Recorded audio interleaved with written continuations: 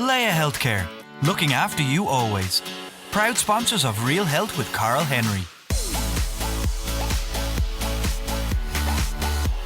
Hello and welcome to Real Health with me, Carl Henry, in association with Laya Healthcare. Folks, on this week's show, I'll be chatting all about the prevalence of smoking in Ireland with senior counselling psychologist and chartered member of the Psychological Society of Ireland, Dr Damien Lowry. Ireland is recognised as a global leader in tobacco control, having developed extensive treatment programmes for those struggling with tobacco and nicotine dependence.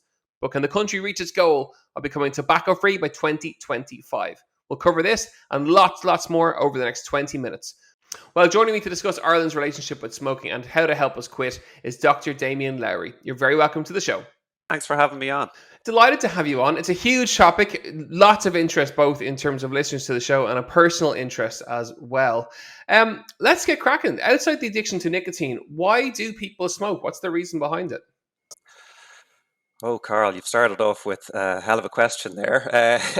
There are going to be various reasons why people smoke, and okay, some of the choices are going to, be relevant at an individual level, but generally, nicotine is addictive, isn't it? We all know that. So that's certainly one of the reasons why people continue to smoke, and it becomes habitual, and it's just part and parcel of what they do on a weekly or indeed daily basis. But there are additional reasons that I guess can be more difficult to shirk if you're trying to kind of take a step back from smoking habits or quit altogether. And that's because it's traditionally been and continues to be quite a social thing to do. Even though pubs and restaurants across the country have very rightly banned it, and that has been a fairly significant success in terms of curbing or mitigating the harms done by smoking, there are smoking sections, and anyone who's had a social life, I know not many of us have had one in the last couple of years, but just thinking back over recent years or over one's 20s and 30s on nights out, most of the action was taking place in the smoking area, so that's where people kind of congregate. That's where a lot of the buzz is happening, and it's where people are obviously, smoking their cigarettes and bits and bobs too. So that's another reason. So we look at the social aspect and we look at the nicotine aspect, but there are other reasons as well that people smoke. Yeah, and it's not one I want to flag too much attention to, but when it does come up in the context of conversations in the hospital here, we frequently talk in psychology circles about mindfulness and mindful breathing and breathing exercises, amongst a whole load of other things too. It's not all about mindfulness. But, I have heard patients describe their cigarette smoking as a mock breathing exercise, which they're obviously, there's a trade-off there because they're doing harm to themselves, but they have a point, the action and behavior involved in smoking a cigarette usually involves going outside, usually involves taking a break or having a breather from work or some other source of stress. There is a fresh air component to it, and obviously then there's the cigarette smoke component to it, which is the unhealthy part. But they're controlling and regulating their breathing rhythm and pace, and inherent in that is relaxation methods. So, as I said, it's not a recommended form of relaxation. The harms outweigh the benefits in the long run, particularly. But it's a part of the reason why people might enjoy it.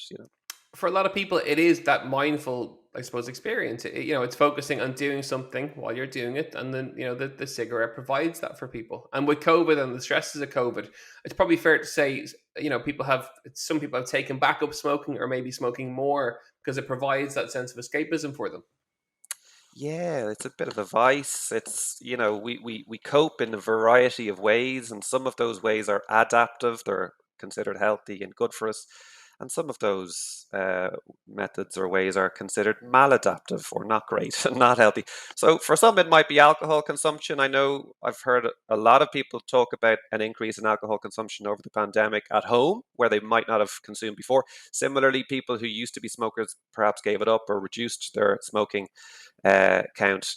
They've kind of re-engaged with it in the absence of having other vices or coping options available to them. And then there are obviously, you're a major advocate of exercise and getting out and about and active, and people have embraced that too to varying degrees. It's still seen as a as something that's cool. Certainly when I was growing up, it was cool. No, I never smoked. I'd be disbanded from my family if I did. We're in the health business, but it was a very cool, trendy kind of thing to do. Is that still the case, even with the rise of kind of health amongst that kind of teenage and older population? Is it still trendy and cool? I can't believe you're asking me a question about what the young kids find cool. Carl, come on. I thought you knew me. I'm going to lose some major street cred now if I start talking about what's hip and cool. I know, but joking aside, like I think it would be naive of us to think it's no longer viewed in that way. I think it will always really be viewed in that kind of way. There's an edginess to it, isn't there? It's rebellious in its own right. So it probably still kind of has a dimension of that going for it. Certainly, I hear that in any research or reading I've done around vaping, um, that that same theme or aspect is mentioned, and that's where a lot of the concerns around vaping comes in. I know we might get to talk about that in a little while, but uh, the primary concerns are in relation to adolescents taking it up, even if they've never smoked before, because it probably has this edgy, cool, hip. I'm going to say more words that embarrass me and my family and loved ones. But yeah, it definitely has been. But it's changed, because when I was growing up, I don't know, I was born in the 70s. I was an 80s kid and teenage 90s teenager. So that was coming through an era where we had like medical professionals and John Waynes and like Hollywood characters like advocating smoking and advertising it on behalf of the recommended brands. You don't have that as much anymore. It's kind of it vanished from the advertising and marketing landscape, and yeah, that's probably altered it's the people's perception of it and whether it's cool or not. But it still sort of has that going for it. Yeah. And is it fair to say then that the government approach and the government strategy on tobacco, even around advertising, marketing, around timings of and where the companies can advertise, that actually that does make a difference? It certainly seems to be, and I know the government come in for all sorts of criticism all the time, but they do have to be given credit where credit perhaps is due. And successive governments, no particular government, over the years have probably continued on in this vein, and smoking rates over the years have fallen and changed. So we kind of it's in the region of about 2% less people per annum tend to be smoking. It's not a steady straight curve or such, but it's around 15% of the population currently smoke. And then it's going to be higher in some subgroups or subsets of the population, slightly higher in the teenage to young kind of mid-20s group, and increasing again to those between 25 and 35, and then starts to kind of fall off as people, perhaps become a little bit more health conscious in their middle age and elderly years, and more aware of the harm that it's doing to them. But yeah, successive government policies, which you have to maybe say, like, they take a bit of a blunt instrument to it. They just pile on the tax really on it, isn't it, and make it increasingly and prohibitively expensive. So along with that is you see less people smoking because it's more costly. And perhaps then those that do, there's a shift. There's a shift from smoking traditional packets of cigarettes over to roll your own tobacco, which is comparatively much, much cheaper. And as some folks who do in my broader circles tell me, they enjoy the ritual of that. Actually, it becomes a kind of a thing in its own way. So yeah, it's a success story of sorts. But yeah, if you're talking about 1 in 7 people in the population still smoking, and that's quite a lot, and quite a significant health burden that might come down the tracks as a consequence of that. And in terms of socioeconomic groups, are there different socioeconomic areas or groups that's have higher rates of smoking and lower rates of smoking, or is it across the board? Yeah, it's an interesting question, and there's definitely something to it. It's been noted that smoking is disproportionately prevalent in more disadvantaged socioeconomic groups, and the rate of smoking, for example, among manual laborers, is approximately more than double the rate of smoking amongst people who would be classified, according to these surveys and studies, as skilled professionals in non-manual laboring jobs. So that's perhaps just an example to pick from a number that highlights how it can be.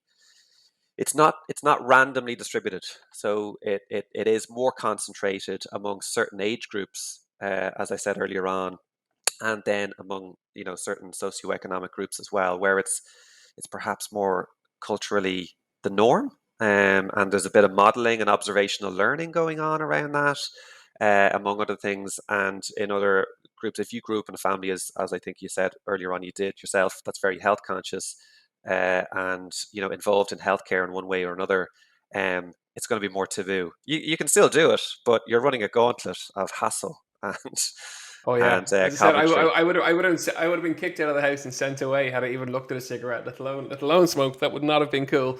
So I want to chat to people through tips in terms of how to quit in a second. But before we go there, and I know people have heard it all before, but it's nice to review it too.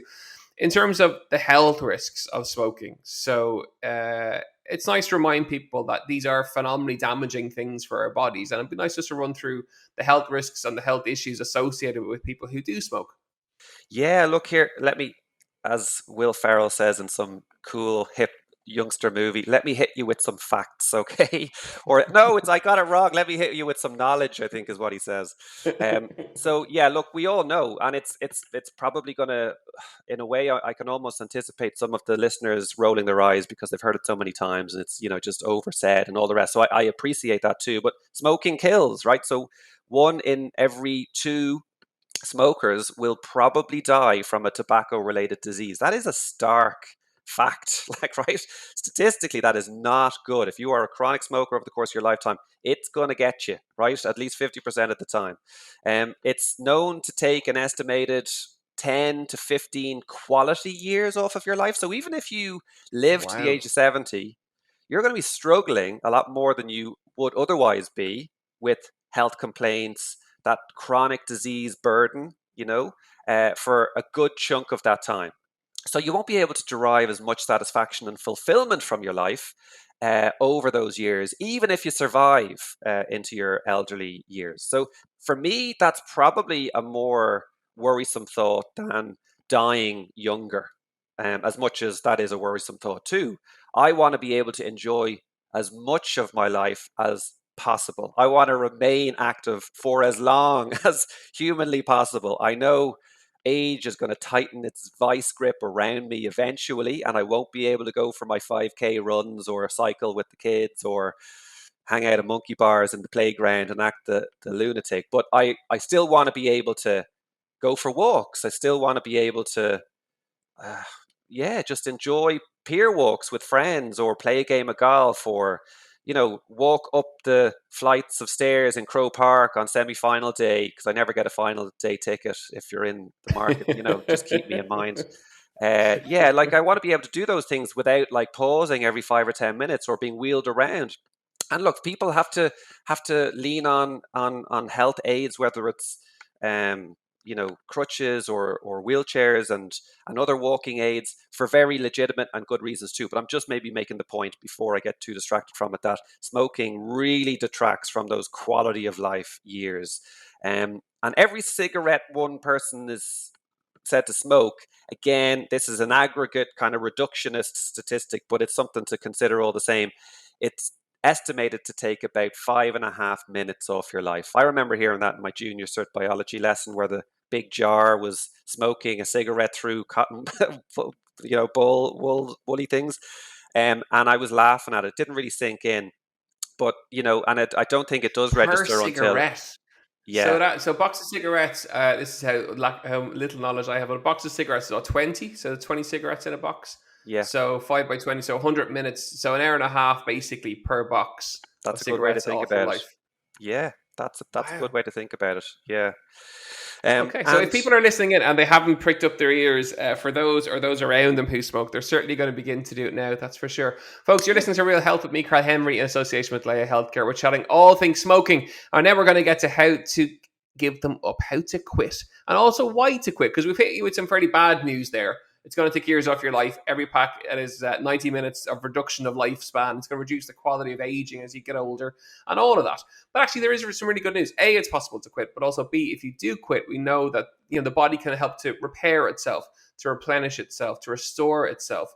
So one of the big reasons for quitting is that if you quit, you can undo a lot of the damage and a lot of the badness that you've done to your body just by giving up smoking.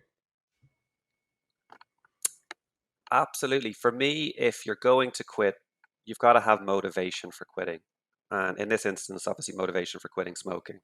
Motivation is your source of inspiration, isn't it? If you don't have a pool of some kind of motivation and inspiration to tap into, it's probably not going to go very well. At least you're not you're not giving yourself every kind of wind at your back that you're going to need to do something as challenging as this.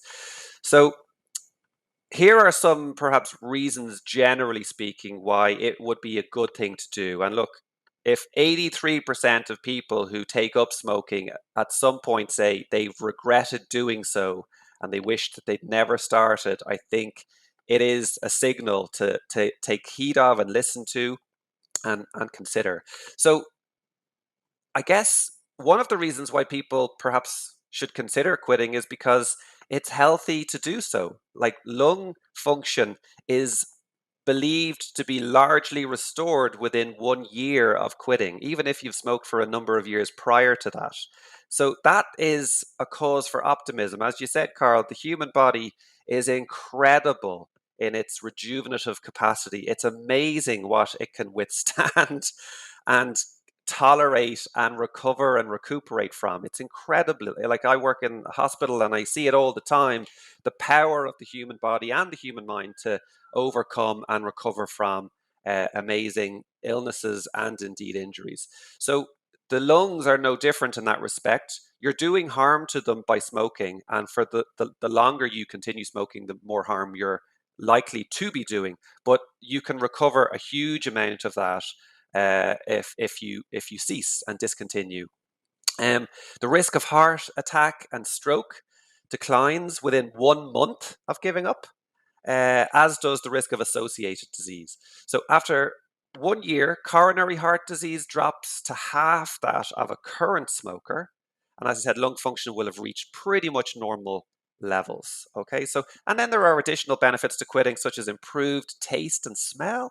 That rings true for me. I was never really a smoker, but Club 92, which I frequented Club 92. in the If you're 90s. listening in, Club 92 is an institution up in Leopardstown in Dublin in the 90s. Absolutely. I think I made it there once. As I lived in Meath, but it was certainly the pinnacle of coolness, and lots of smokers were there, that's for sure. That was, and you would smell your clothes and hair for days unless you had, you bleached them or had a shower, which, was obviously a necessary thing the day after. But yeah, you could just, smell again, and even the exposure to that secondhand smoke in clubs or nightclubs at the time, would alter your smell and taste for certainly did for me for like a day or two afterwards, improved bodily tissue healing. So again, in the hospital here, they don't perform surgeries necessarily on everybody. And particularly if, it's not a given, even if you need it. And for someone who smokes heavily, sometimes they require them to actually give up because the wound healing is not going to occur as effectively if they continue to smoke. So that's, again, just something to kind of, take stock of.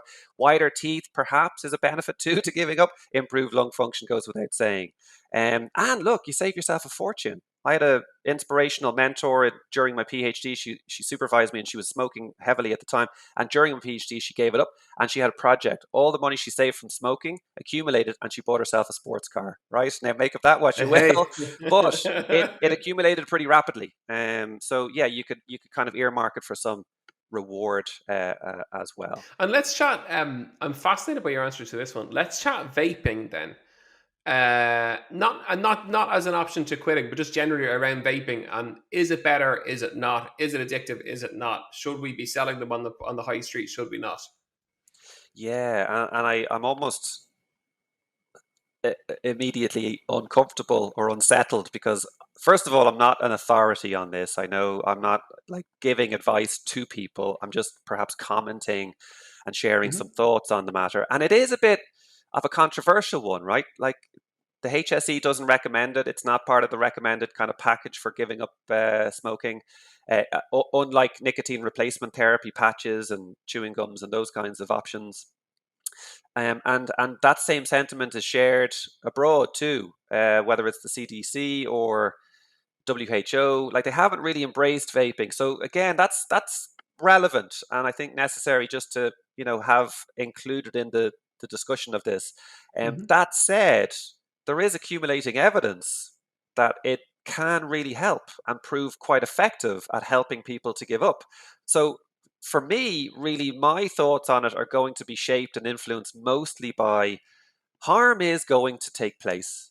Harm is being done. Some people approach things from the point of view of how can we eliminate harm altogether.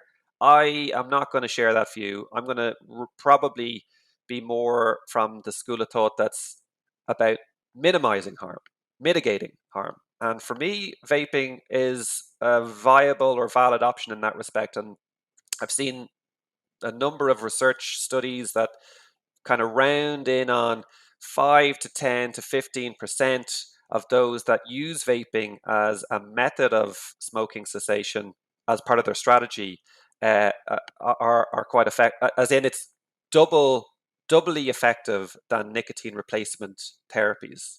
And that's from randomized controlled trials where people who are trying to give up are randomly assigned to one of two groups, one of which is vaping, one of which is nicotine replacement.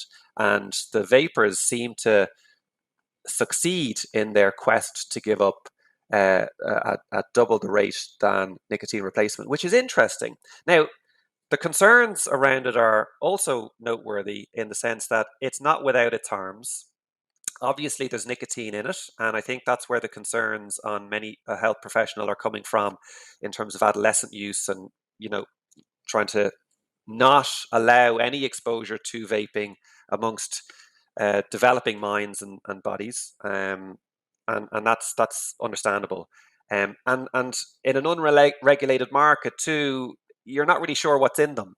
Like every time I go to Tesco these days with my 6-year-old and 3-year-old, we walk by the vaping counter as I try to bribe them with chocolate chip cookies to keep them quiet in the trolley while I run around the place. And yeah, I'm always struck by, like, what are those things? Where, like, it does have a very unregulated feel, and I think that's just amplified further in the American context too, where there's all sorts in some of the vaping products.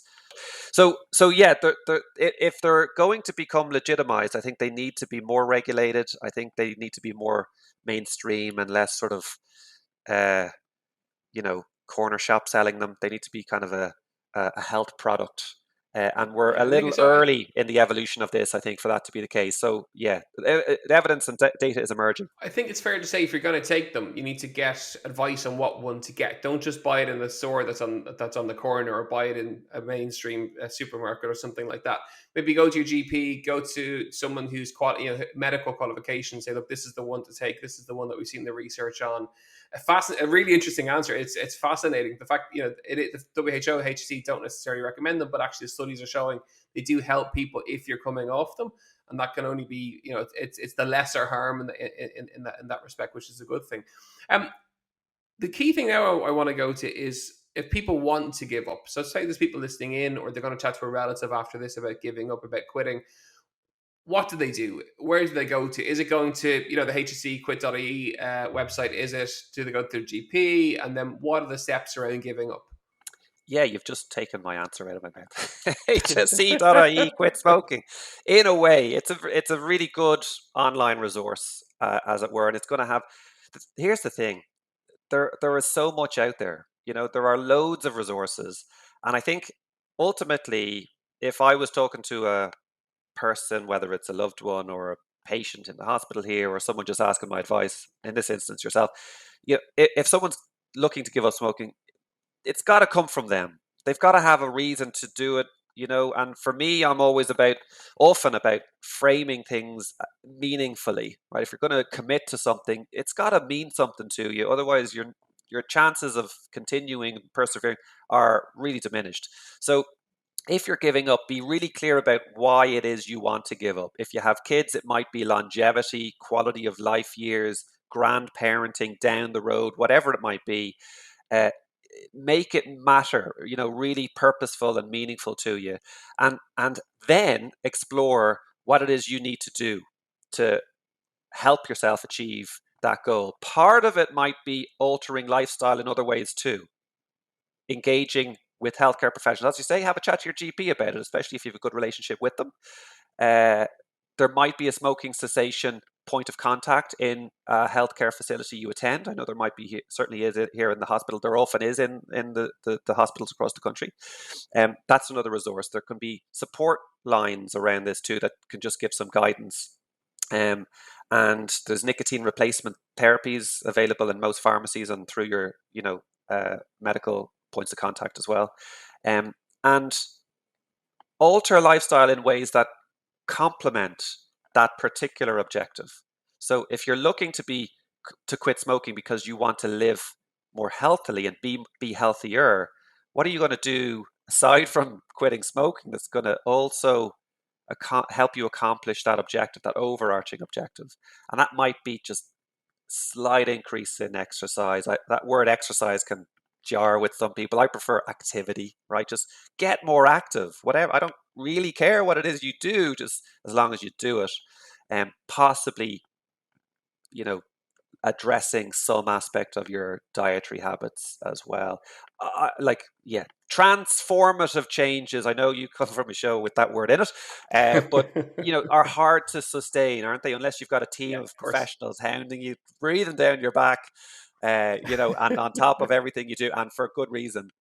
But that's not real world. So if you're doing this small changes here and there, but look, everything and anything really that's going to work for you in terms of helping you to accomplish such a noble objective as quitting the habit of smoking, which is a tricky thing to do, but it is so possible and made all the easier through nicotine replacement therapies, and for some people maybe vaping, and indeed a suite of other changes that can help too.